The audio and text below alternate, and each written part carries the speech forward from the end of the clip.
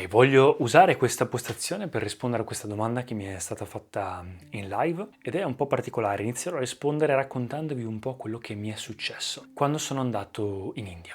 Tra l'altro mi sono tagliato i capelli, non so se è una cosa rilevante, ma non lo so, vedremo come va. Prima di andare in Giappone per 3 mesi quest'anno, sono stato in India all'ashram di Sadhguru, di Isha Foundation, per fare dei corsi. Mi sono successe un sacco di cose pazzesche, ne ho già parlato in altri video qui sul canale, ma una cosa che mi è piaciuta tanto, che mi è rimasta proprio così come insegnamento sociale mio, riguardo una cosa per cui ho sofferto tanto, che è il paragone con gli altri e avere dei pregiudizi su altre persone, su tante cose, è che quando sono andato lì, in realtà sono andato sì da solo, ma sono stato invitato da un ragazzo che gestisce content creator, artisti per l'Europa e per l'Italia, e quindi sono andato insieme ad altri ragazzi, altri artisti, soprattutto musicisti, che volevano fare il corso di ingegneria interiore. Siccome era un corso che io avevo già fatto, io ho fatto uno dei corsi avanzati. Ho fatto Bava Spandana e poi ho fatto Shunya. Shunya l'ho fatto da solo, ma Bava Spandana c'era un altro ragazzo con me che poi ho scoperto essere una persona conosciuta in Italia. E non dirò il suo nome per privacy, e abbiamo fatto molta amicizia,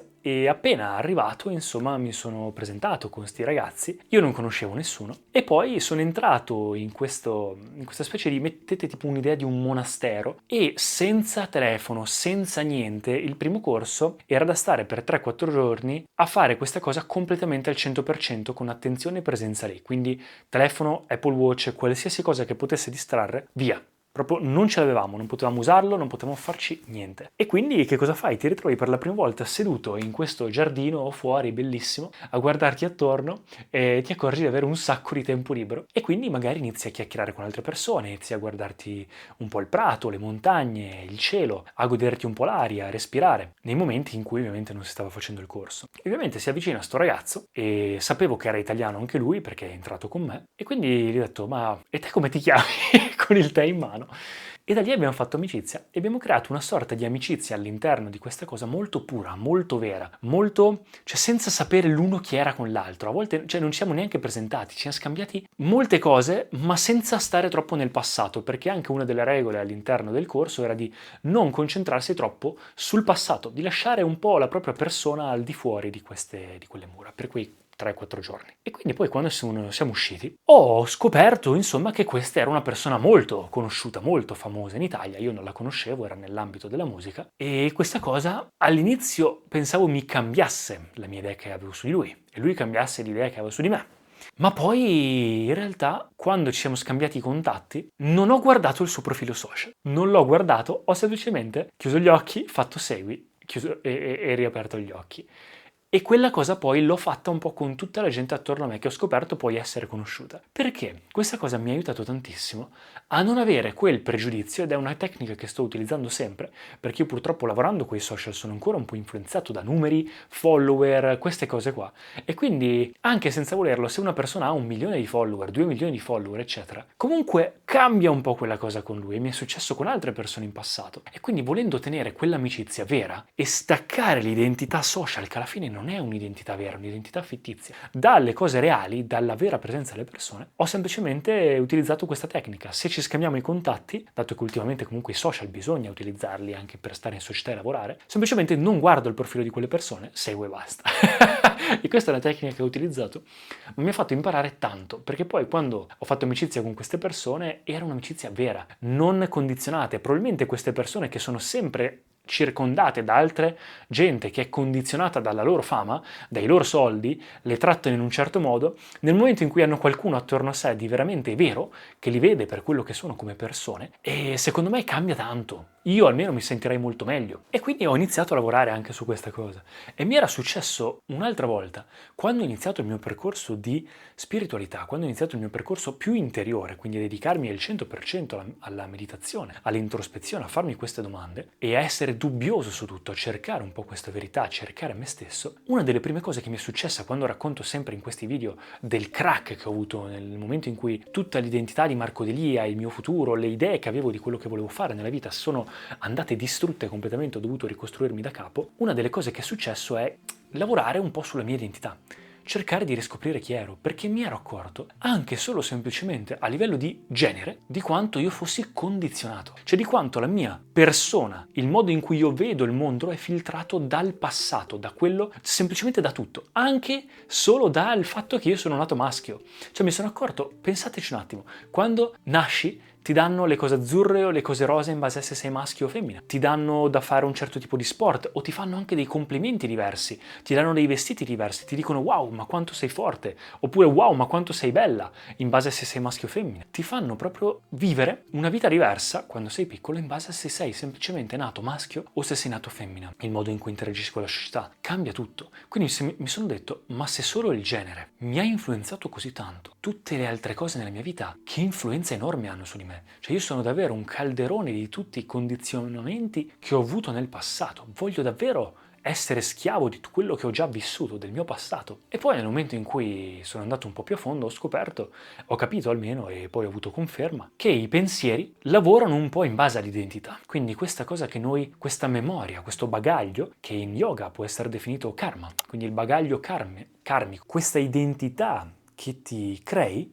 La memoria non è solo nel cervello, è in tutto quello che parte di noi, anche semplicemente ogni cellula ricorda esattamente tutto. Mi sono accorto che i nostri pensieri, i miei pensieri, lavorano in base all'identità che mi sono posto. E questo crea un po' una sorta di prigione da cui si fa fatica a uscire. E penso che sia lo stesso motivo per cui magari una persona che pesa un tot di chili non riesce a dimagrire, perché nella sua identità lei si vede così.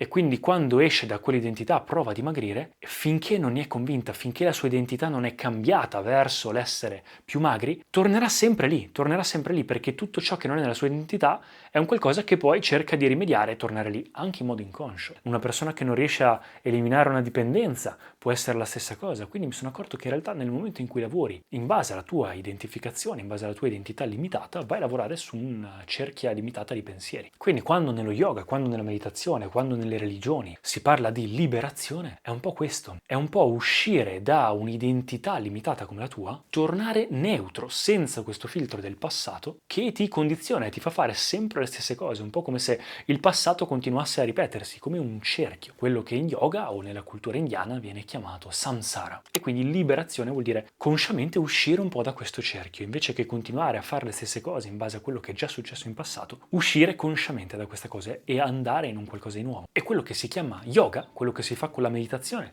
è appunto rimuovere piano piano dei filtri, degli strati di sé, della propria identità, della propria personalità, del proprio passato, del proprio futuro, tutto ciò che riguarda un'idea di te stesso che ti sei creato nella tua testa, quello che può essere definito ego, le cose che ti piacciono, le cose che non ti piacciono, le etichette che noi diamo a tutto ciò che vediamo, il filtro della nostra persona, in modo tale da disidentificarci pian piano con quello che non siamo, quindi la nostra mente e il nostro corpo, che sono accumulazioni appunto che arrivano dal passato. Yoga significa unione, il che significa che invece di avere un cerchio limitato della tua personalità, dove puoi fare solo un certo limite di cose, accetti la tua ignoranza, elimini questo cerchio, queste mura, e quindi ti apri a tutto. Unione, dal sanscrito yoga, vuol dire appunto che prendi come se tutto fosse parte di te, o tu parte del tutto. È per quello che quando in live mi hanno chiesto cosa ne pensi dei viaggi astrali, cosa ne pensi dei segni dello zodiaco, dell'oroscopo, di tutte queste cose qua, cerco di non rispondere, perché bisogna stare attenti con quello che è la nostra vera esperienza e le idee nella nostra testa, perché si rischia di, anche se fatto in buona fede, di creare ancora più ego, di creare ancora più condizionamenti addirittura su cose di cui non siamo coscienti, cose che non abbiamo visto, cose che non esistono o che abbiamo ingigantito nella nostra testa per crearci qualcosa. Esiste un rischio chiamato ego spirituale, di persone che invece di utilizzare la meditazione, la spiritualità, che dovrebbe essere appunto, come vi ho detto, aprirsi e rimuovere degli strati di sé, aggiungono per sentirsi meglio, per cercare una soluzione, per cercare una scusa per star bene, un po' di comfort, oppure per sentirsi superiore agli altri. C'è una cosa che si chiama complesso di superiorità, ovvero io faccio queste cose, dei viaggi, delle cose mie, per sentirmi moralmente superiore agli altri. Oppure butti giù tutti gli altri per sentirti migliore te. O ancora peggio, mentalità vittimistica, significa io sono un disastro, il che mi rende speciale, che è comunque un complesso di superiorità. Quindi bisogna stare attenti a queste cose, a come si usano i propri pensieri. Bisogna iniziare a meditare appunto per diventare consci di come usiamo i nostri pensieri, perché poi i pensieri creano l'identità e l'identità creano le nostre azioni e il nostro karma, quindi le conseguenze della nostra vita. Quindi nel momento in cui impariamo a usare consciamente la nostra testa invece di ingigantire o diminuire o ridurre o continuare a cambiare con questo filtro la nostra visione della realtà, imparare pian piano a togliere questi filtri e a vedere la realtà così com'è. Perché crederci, non crederci in queste cose, in Dio, in tutto, rientra comunque nella sfera mentale, rientra nel credo. E se devo credere in qualcosa o non credere in qualcosa, è comunque la mia immaginazione. Perché non lo so o non lo so, ma ci credo o non ci credo. Quindi senza crearsi esperienze, cose di cui non sa, accettare la cruda verità che non so. Se accetti di non sapere, automaticamente un mondo ti si può aprire. Ma se invece pensi di sapere, sei convinto e credi di sapere, si crea questo filtro per cui la verità, anche se c'era, il mondo vero, anche se c'era, non lo vedi più, perché ormai ti sei tappato a vedere solo quella cosa che ti sei magari immaginato. Quindi se esci da queste identificazioni e smetti di dare peso alla tua mente, ai tuoi pensieri, inizi a vederli semplicemente per quello che sono, torni nella realtà, non nella tua creazione che ti sei autocreato, in cui tutto è veramente un dramma, un casino, torni qua senza aggiungere nulla, ti accorgi di quanto è facile innamorarsi della vita, ti accorgi di quanto è facile senza aggiungere nulla, guardando le cose così come sono, con vera presenza e attenzione, tutto arriva al posto giusto, senza crearsi nella propria testa cose che non esistono per mancanza di chiarezza o per mancanza di pazienza, si rischia veramente di finire ancora peggio di prima. Quindi mi raccomando ragazzi, fatemi sapere cosa ne pensate, ci vediamo al prossimo video.